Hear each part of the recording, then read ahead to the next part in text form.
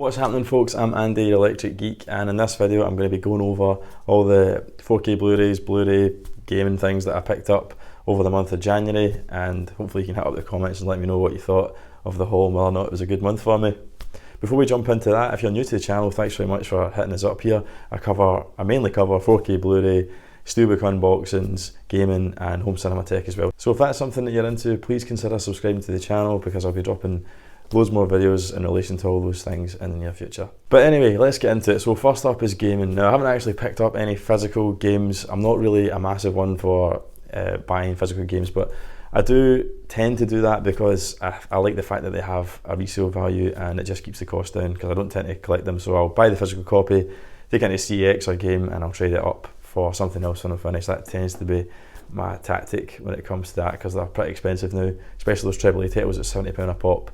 But I had a little bit of money just after Christmas and I went on the PlayStation Store and I seen some deals that were just too good to resist. So I managed to snag Cyberpunk 2077, just the PS4 version because I think the PS5 one's out till later in the year, for just under 20 quid, which I thought was pretty decent. I know this game has been totally plagued with all sorts of bugs. It's been subject to ridicule online, it even got pulled off the PlayStation Store for not being fit for purpose basically, but it's back on and I thought it can't be that bad. It's had a ream of updates and I thought surely it's going to play okay in the PS5, so looking forward to jumping into that because that is something that's right up my street and I've only held off because of all the bad press it got, but for 20 quid surely I can't go wrong.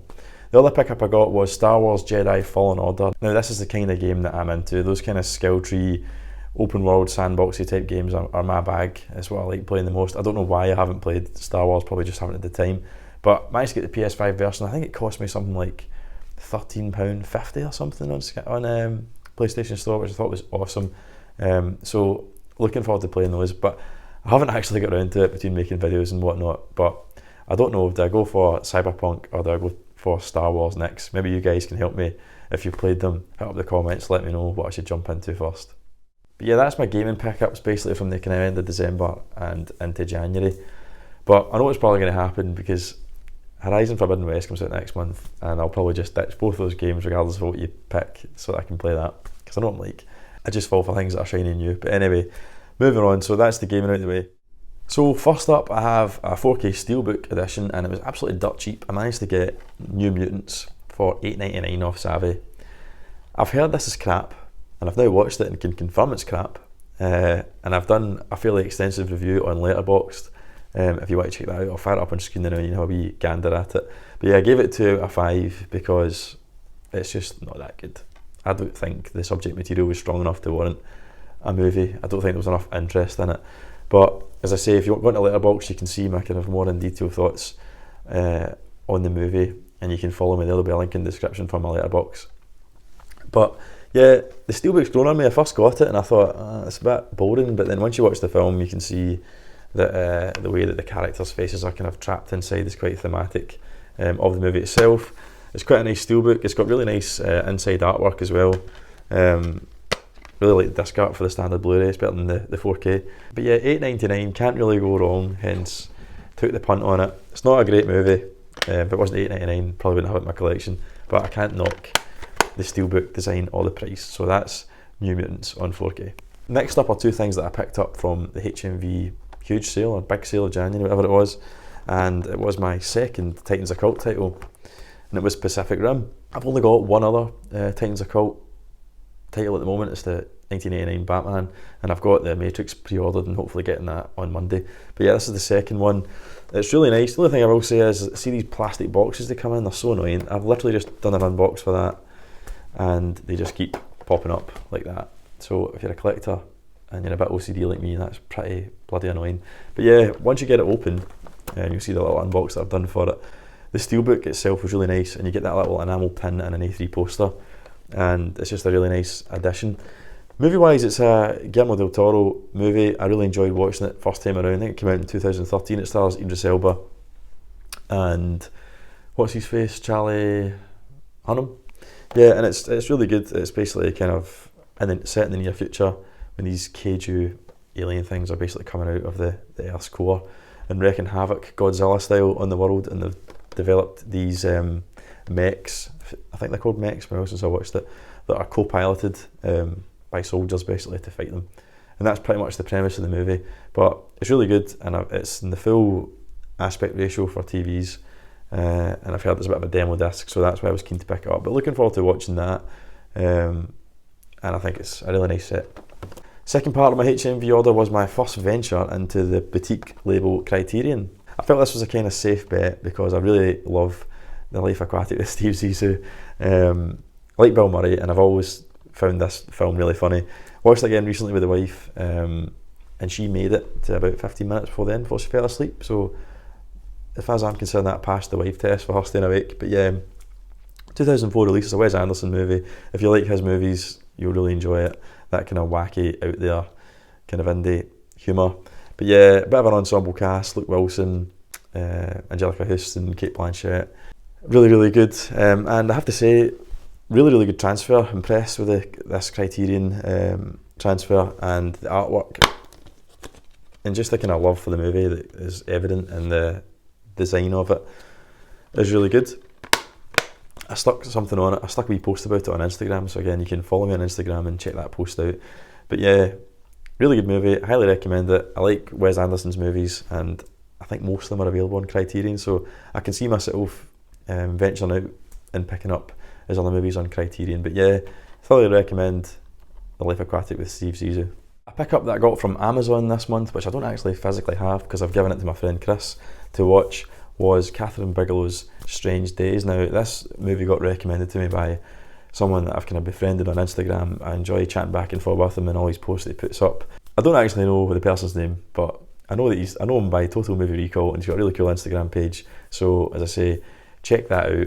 His stories are really cool, and he gets me excited for all the films that I love, and he's put me on to ones that I had missed as well, like this one. But yeah, Catherine Bigelow, Strange Days, it's starring Ralph Fiennes, Angela Bassett and Juliette Lewis. Yeah, I've got them all three there. And it also has Tom Sizemore in it as well. But yeah, really good film. I'd totally slept on this, bit of a hidden gem. I also reviewed this on Letterboxd, so you can kind of check out my thoughts on that in detail. But I would recommend it. It came out in 1995, and what's also quite interesting about it is that it was written by James Cameron, who used to be married to Catherine Bigelow, but they made this film together after they were divorced, so I found that quite interesting. But certainly that didn't get in the way of the movie, because it's a really good movie and it's definitely worth checking out. I think I gave it 3.5 out of 5, which might seem a bit harsh, but that's because I am quite critical of films, but that's good. 3.5 is good by my standards, so definitely check that out. And thanks to Total Movie Recall for putting me onto it. It's much appreciated, mate. Then on to a couple of things that I picked up from CEX, both Michael Fassbender movies, which was completely unintentional, but I've just noticed that now.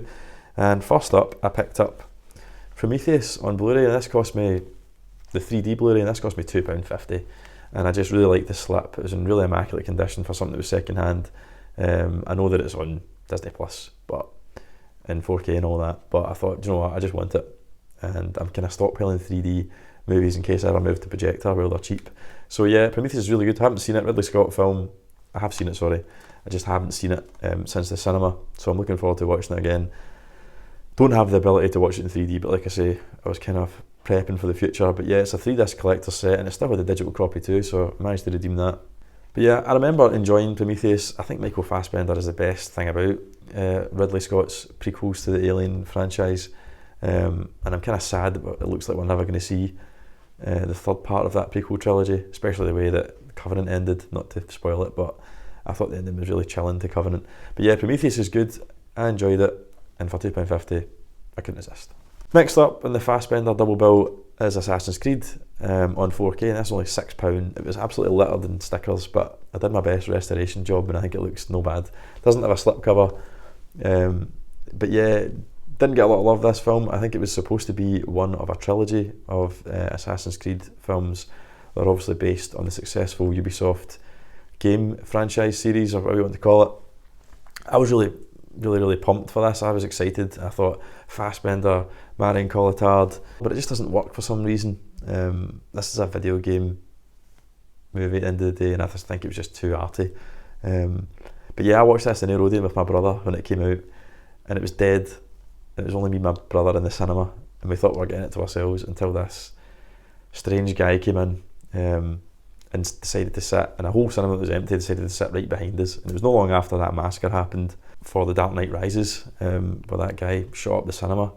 that tragic event. So that was very much in my mind. And when the guy started chanting like the Assassin's Creed and all that and getting all giddy and excited, I really thought I couldn't enjoy the film because I thought he was going to bloody assassinate me and my brother in the cinema. That's all I could think about. So maybe that's the reason I didn't quite enjoy it in the cinema, because I had a maniac sitting behind me. So Maniac, if you're watching this video, I don't mean to be offensive, but you did scare the shit out of me and my brother that night. So that's another reason why I picked up in 4K, because I need to watch this in the comfort of my own home, just in case the fear of being stabbed by a nutter was stopping me from fully enjoying the movie. So that's Assassin's Creed. Next little pickup I got was from Fast Forward in Air. He's a video rental guy, I've talked about him before. His Instagram handle will be in the description, but yeah, he's got some great graphic novels and really cheap Blu-rays in there, so I like to go in there for a nosy. And with the Batman coming up, I've been on a wee bit, I think there's a bit of fever in there, well definitely fever in there for the Batman, but I think there's a little bit of it towards Matt Reeves as well. I think people are going back and checking out his films in anticipation of the Batman, and I'm certainly in that camp. So picked up Let Me In, which is, I think it's 2014? No, that's a little pish. 2010 movie, as I say, directed by Matt Reeves. I think it was his second feature film after Cloverfield. I've heard good things. I know it's a remake of Let the Right One In, a Norwegian film, I believe. But yeah, heard it's good. Heard the original's better, but I just want to see Matt Reeves' directing style with something of the kind of horror genre, because apparently there's a lot of that in the Batman. So keen to see that, and I've also got to still check out War for the Planet of the Apes. So I'll be watching that and War for the Planet of the Apes and the run up to the Batman coming out. £2.99.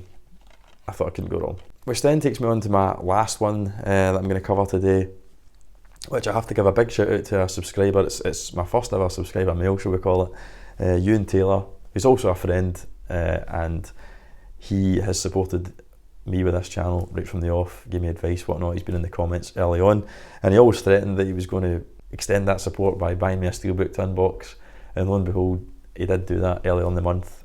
So massive thank you, Ewan. I really appreciate the support you've given the channel, especially now that you've given us a wee Steelbook to unbox. I promised you that I would unbox it on the channel, so here it is.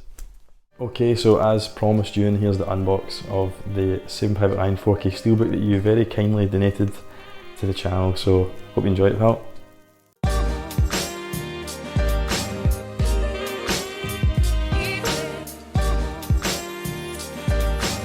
So it does have an actual card on it as opposed to a bit of paper, so we'll just quickly take that off.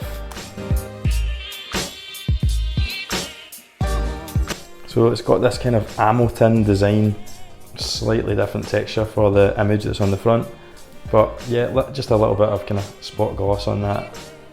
And I did have the old Blu-ray Steelbook of Saving Private Ryan, although it was the German version. They're sold at James Ryan, which I picked up on Amazon ages ago, and I quite liked it obviously because it had the German language on it, which was quite fitting. But over time it did start to bother me a bit, and as Ewan knows, I put it on eBay and punted it so that I could upgrade to the 4K and get the English titled Saving Private Ryan. So Ewan very kindly got that for me, so awesome. On the spine you have the Paramount logo and Saving Private Ryan, nice and clean.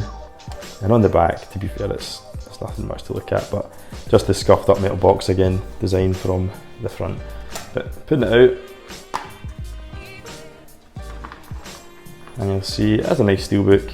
It's a serious film about a serious subject matter. It's a tribute to World War II veterans, fallen and surviving ones, so I'm quite happy with that understated design.